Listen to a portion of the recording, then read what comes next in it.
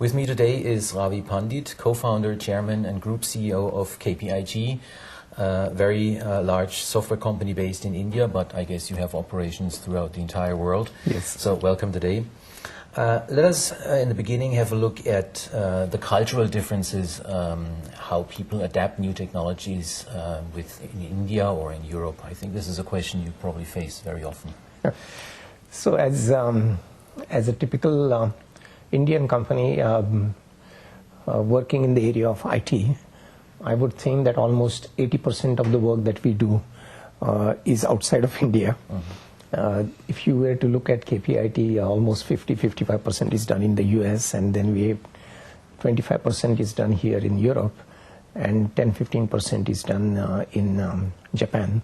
So what one builds over a period is a truly cross-cultural way of looking at things, and it's truly global, truly international. So I really don't see any core differences in the way in which technology is looked at in different markets. The only change that we see is that typically in Germany one looks at the higher degree of specifications. One looks at more exactness in everything that one addresses. Mm-hmm. Whereas in some other parts of the world you are used to a little bit confusing scenario, which is what the world is currently becoming. But outside of that, I really don't see that any major difference culturally. I have come to believe that with the onslaught of telecommunications and relating technologies, the world is truly becoming a global village. I also believe that in this industry in particular, the acceptance of India as a major force of change is almost completely global. So we are very, very comfortable wherever we are. We do see that, in the US, for example, the ability to accept the fact that maybe 10% of the work will be done sitting in the market and 90% will be done somewhere else. In the US, I see that acceptance much higher, whereas I feel that in a country like Germany, there is a desire to see more people, on the table, next table or in the next building, as compared to somebody 3,000 miles away. But I think that is something that should change over a period of time. Now, if we talk about adaptation and new technologies, it's a very short path to the Internet of Things, the IoT, one of the buzzwords today. Can you describe a little bit how this is going to change the world? As a citizen of the world, I think it's going to make a big change in the world. I think it is going to make the world cleaner, because I think our industries will not waste fuel and spoil the environment as they currently do. Say, for example, the use of automotive. I think because of Internet of Things, our powertrain technologies can become better, our electrification can become more pervasive, our batteries can be used much better, and therefore, use of Internet of Things can make the auto industry, for example, cleaner, in a sense, greener. I think it will also make things safer. Because of Internet of Things, you will be able to continuously monitor the performance of any machine, do a much better diagnostic, and actually save lives of people. Again, to apply the same thing to the world of automotives, with the Internet of Things, you can have autonomous cars, which are statistically proven to be safer than the human-driven cars. I believe that it can also make the world more affordable, because with the reduction in the cost of sensors, we should be able to do much more at much lower cost. So the conveniences made available to the in the developed countries can be made available in the developing countries. So I believe that Internet of Things, which essentially involves knowing everything about the environment, which essentially involves having a better diagnostic abilities, better telematics abilities, is going to make things much better. I believe that, not looking at it at a societal layer, but looking at it at a company layer, I believe it is going to make a major impact on most of the companies. Because the company which was earlier selling, say, gensets, will now be selling energy services. The company which was earlier selling cars may be now selling transportation services. And I think it is going to make a big impact on individual businesses. So the way in which we architect our business, the way we do our interactions with our customers is going to change. And so at a societal level, at a company level, at an individual level, it's going to make a change. Look at the impact that IoT will have on healthcare.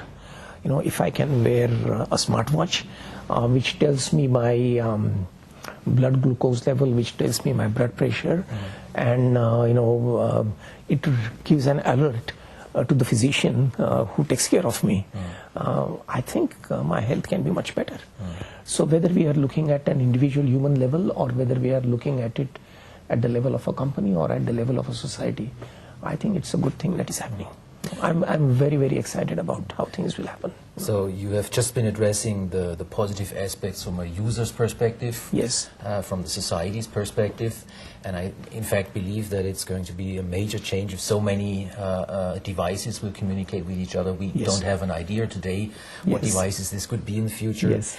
But what about the other side, the IT professionals? I think the people that have to supply all the technology, how will they be affected? How will their jobs be affected? What do they have to bring to the table in order to make this whole scenario work? Yeah, I think a couple of things. First, in my opinion, is that we as IT professionals will have to change our perspective. And in too many cases, we believe that typically the business decides what is to be expected from IT, and the IT delivers. And it is as if almost like in a sequence of events. Okay, I believe that sequence will have to change, because what IT can now deliver to change the business is just extraordinary, and therefore the change that is going to happen is the involvement of IT in the design of the business, not just in the design of the IT systems. And to me, that is an extraordinary change. And what that means is of course a greater role for the IT professionals, a more critical role for the IT professionals. But at the same time, I also believe that it will be like a deletion of a certain role. So those of us who are used to using standard technologies, those of us who are used to having long development cycles, will very quickly find us to be replaced by faster technologies like DevOps, for example. The turnaround time is very high. And so the skills which are a kind of common routine will be taken over, in my opinion, by machines. And the skills which are broader, which really call for human involvement, will become more and more important. It is like this, if you go back to the time when the telephones were first introduced, there were these big jobs for switch operators, right? And the worry at one point in time is that the world is going to need so many switch operators. How will we run the world? and then it all became automated, right? So I think something similar is going to happen here. At some of the lower end of the work will get taken over by automated components, whereas the IT's role will get elevated more at a business leader's level. And I'm really looking forward to that change. Now, you've already been addressing the business side of this whole Internet of Things inventions. Now, with regards to standard business applications, like let's think about the e-business suite, or let's think about JD Edwards. How is that going to impact the way users will use this software in the future, the features that the software will have to offer in the future?